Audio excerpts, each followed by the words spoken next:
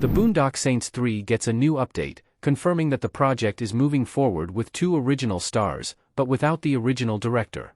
Hitting theaters in 1999, The Boondock Saints stars Norman Reedus and Sean Patrick Flannery as 2 Irish Catholic brothers from Boston who embark on a religious mission to take out the city's notorious criminals.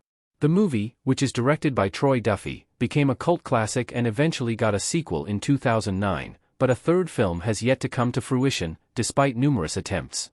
Now, Deadline shares a new update on The Boondock Saints 3, revealing that the sequel is moving forward at Thunder Road with both Reedus and Patrick Flannery returning.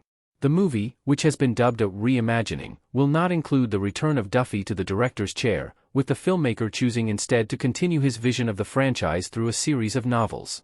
Story details regarding the third film are scarce, but the report says the film will include the indoctrination of new saints. Why The Boondock Saints 3 being a reimagining is for the best. The franchise could use a soft reboot.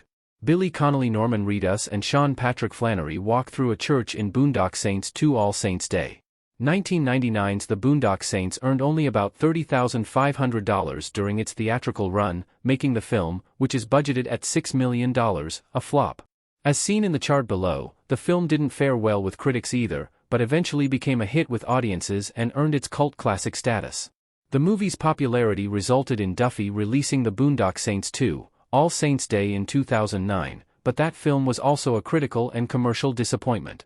Considering neither film has been a commercial success, it's probably for the best that The Boondock Saints 3 is reimagining the franchise and introducing some new elements. The report from Deadline suggests that some fresh blood will be joining Reedus Murphy and Patrick Flannery's Connor, and actors from a younger generation of stars could be just what's needed to introduce the franchise to new audiences. Getting wider audiences interested, after all, will be key to the film's box office success and the franchise's longevity.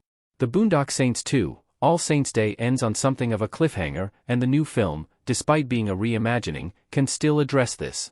The sequel ends with Murphy and Connor in prison, and the third film doesn't need to retcon this. Willem Dafoe's Smecker, after all, made clear his plans to free the brothers from prison, and this could have just happened off-screen. It remains to be seen how The Boondock Saints 3 continues the story, but the latest development is a promising sign for the franchise.